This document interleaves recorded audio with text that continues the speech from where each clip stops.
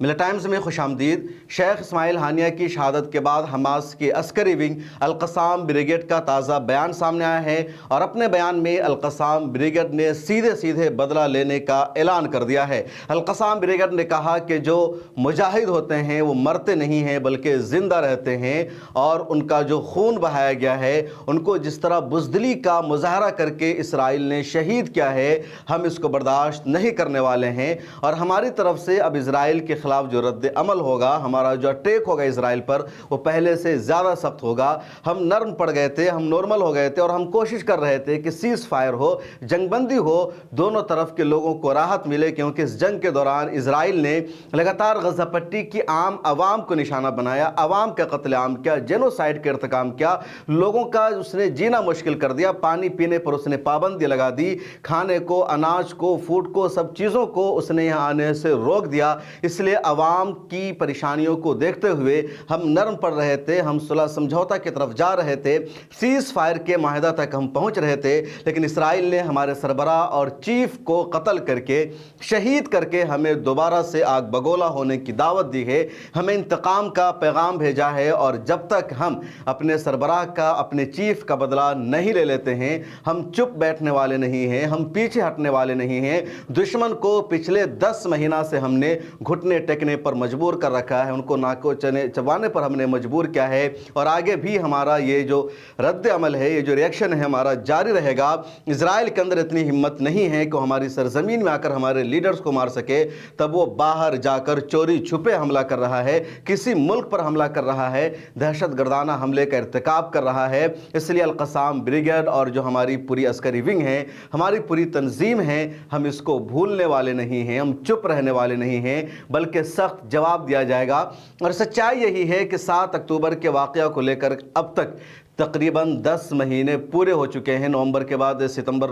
کے بعد اکتوبر کا مہینہ آ جائے گا، 2 مہینہ اس کو 1 سال پورا ہونے میں باقی رہ گیا ہے، اور پچھلے 1 سال میں اسرائیل نے اپنا جو بھی ہدف طے کیا تھا غزہ پٹی کو لے کر کے، اس میں سے ایک میں بھی کامیابی نہیں مل سکی۔ اسرائیل نے پہلا ہدف طے کیا تھا کہ جتنی یرغمالی حماس کی قید میں ہیں ان سب کو آزاد کرانا ہے، اور اپنی یرغمالیوں کو آزاد کرانے کے لیے حماس کے ساتھ صلح سمجھوتا سے انکار کرتے ہوئے لگاتار اسرائیل نے کوشش کی، لیکن ایک بھی مقصد میں کامیابی نہیں مل سکی، اور اسرائیل اپنے دم پر ایک بھی یرغمالی کو آزاد نہیں کرا سکا۔ اسرائیل نے دوسرا ہدف طے کیا تھا کہ غزہ پٹی میں حماس کی جو قیادت ہے، جو عسکری ونگ ہے، اس کو ختم کرنا ہے، تباہ کر دینا ہے، حماس پر اتنا اٹیک کرنا ہے، اس کے تمام فوجی انفراسٹرکچر کو ختم کر دینا ہے، تاکہ آئندہ حماس نام کی کوئی تنظیم باقی نہ رہ سکے، کوئی کوشش نہ کر سکے ہم پر حملہ کرنے کی، ہمارے خلاف مومنٹ چلانے کی، یا ہمارے ملک کو نقصان پہنچانے کی۔ اور تیسرا ہدف اسرائیل نے طے کیا تھا کہ غزہ پٹی کو یہاں کی عوام سے خالی کرا دینا ہے، اس کو سیکورٹی زون بنا دینا ہے،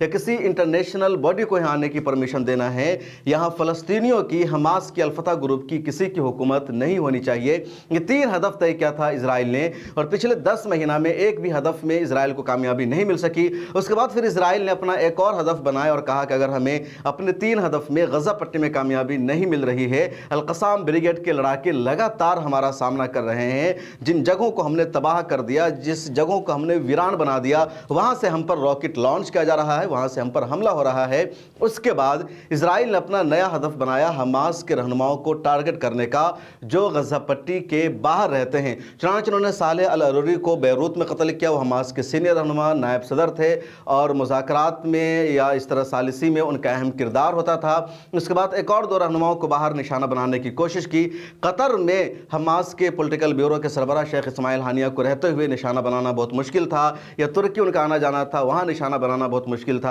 اب جب یہ ایران گئے ہیں تو وہاں اسرائیل ان کو نشانہ بنایا اور وہاں ان کو شہید کر دیا ہے۔ شیخ اسماعیل ہانیہ کی اب بہادری کہیے یا شجاعت کہیے، ان کی ہمت کی بات کیجیے کہ ان کو اندازہ تھا، ان کو خدشہ تھا کہ اسرائیل ان کو کہیں بھی نشانہ بنا سکتا ہے، ان پر اٹیک ہو سکتا ہے، وہ ٹارگٹ پر ہیں۔ اس کے باوجود وہ چھپ کر نہیں رہ رہے تھے، بلکہ وہ ہر جگہ جا رہے تھے، سفر کر رہے تھے، اور مذاکرات کی یا جو بھی کچھ ہو سکتا تھا سیز فائر کے لیے، اس کے لیے ہر قدم وہ آگے بڑھا رہے تھے، چھپ छुप कर नहीं बैठ रहे थे। दूसरी तरफ इसराइल के वज़ीर-ए-आज़म बिन्यामिन नेतन्याहू को देखिए कि अमेरिका जाते हुए वो डर गया था, खौफज़दा था बिन्यामिन नेतन्याहू। अमेरिका उसको जाना था तो उसने पहले दबाव बनाया अमेरिकी सरकार से, कांग्रेस से कि वो बिल लाए और ये यकीनी बनाए कि उसको गिरफ्तार नहीं किया जाएगा, क्योंकि इंटरनेशनल क्रिमिनल कोर्ट ने फैसला सादर कर दिया था कि अगर नेतन्याहू या हमास के सरबराह कहीं पकड़े जाएंगे, देखे जाएंगे तो उनको गिरफ्तार किया जाएगा, क्योंकि ये इंटरनेशनल मुजरिम है, इन्होंने क्राइम किया है। हमास के रहनुमाओं के बारे में भी इंटरनेशनल क्रिमिनल कोर्ट का फैसला आया था और नेतन्याहू के बारे में भी, इसराइल के प्राइम मिनिस्टर, डिफेंस मिनिस्टर और कई जिम्मेदारों के बारे में भी। और इसकी वजह से इसराइल के जिम्मेदारों ने बाहर निकलना बंद कर दिया था, लेकिन हमास के रहनुमा लगातार बाहर निकल रहे थे। जब अमेरिका जाना था नेतन्याहू को तो उसने पहले कानून बनवाया कि वहाँ उसको गिरफ्तार न किया जाए, नेतन्याहू को इस्तिस्ना दिया जाए, उसके जहाज़ को यूरोप में कहीं पर लैंड होना था ताकि फ्यूल ले सके, दूसरा काम हो सके। लेकिन उसने कहा कि नहीं, ऐसे जहाज़ का बंदोबस्त किया जाए जिसको कहीं भी लैंड होना ना पड़े, सीधे सीधे वो अमेरिका पहुँचे। और उसके बाद नेतन्याहू का जहाज़ सीधे अमेरिका पहुँचता है, वो सफ़र करके वापस लौटता है और उसके बाद इतना बड़ा हादसा हो जाता है। तो उन्होंने हिम्मत से काम लिया, अंदाज़ा था कि उनकी ज़िंदगी ख़तरे में है, कहीं भी उनको निशाना बनाया जा सकता है। और आखिरकार ईरान में उनको निशाना बनाया गया, शहीद कर दिया गया और खामोशी के साथ ये प्लानिंग की गई। अल-क़स्साम ब्रिगेड ने बदला लेने का ऐलान किया है, उधर ईरान ने भी बदला लेने का ऐलान किया। अब देखना यह है कि अगले दिनों में क्या कुछ हो सकता है। इतना तो ज़रूर है कि खित्ते में कशीदगी बढ़ सकती है, तनाव में इजाफा हो सकता है, क्योंकि बहुत बड़ा वाक़या है और किसी मुल्क की गैरत को भी इसमें ललकारा गया है। इस वीडियो में इतना ही। मिल्ला टाइम्स को सोशल मीडिया पर आप देखते रहिए, हमारी वेबसाइट को भी विजिट कीजिए।